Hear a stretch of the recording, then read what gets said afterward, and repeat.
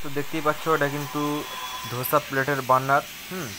তো ধোসা প্লেটটা কিভাবে আমি গ্যাস চেক ইন করলাম এবং কিভাবে করে প্লেট বসিয়ে কিভাবে ফুল চেক করলাম সেটা কিন্তু এই ভিডিওর মাধ্যমে আপনাদেরকে খুব ভালোভাবে দেখাবার চেষ্টা করব।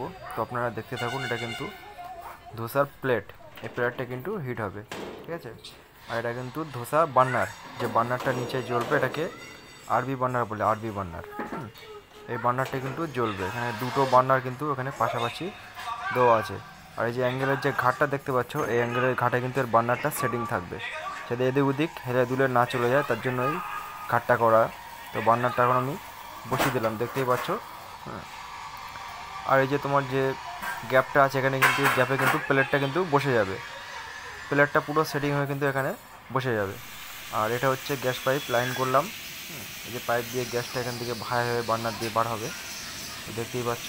এখন কিন্তু আমি গ্যাসটা জ্বালালাম, টেস্টিং করছি আমি কিন্তু এখন, ঠিক আছে। দেখতেই পাচ্ছ খুব সুন্দর বার্নারটা কিন্তু জ্বলছে, দেখতেই পাচ্ছ। তো প্লেটটা কিন্তু উপরে এখন সেটিং করে বসিয়ে দিলাম। তো এই প্লেটের নিচেই কিন্তু অলরেডি আগুন জ্বলছে, বার্নার কিন্তু অলরেডি জ্বলছে। তো আর এই সাইডে যে কাটিং করে ডাব্বা দেওয়া আছে, এই ডাব্বাটা হচ্ছে তেলের ডাব্বা। উপরে যে তেলগুলো বাজবে ওই তেল সব কিন্তু ডাব্বাতে পড়বে। তো চলো দেখো, কিন্তু বার্নার কিন্তু অটোমেটিক এখানে কিন্তু জ্বলছে। এখন আমি জোরে দেবো, একটু হালকা স্পিড দিব।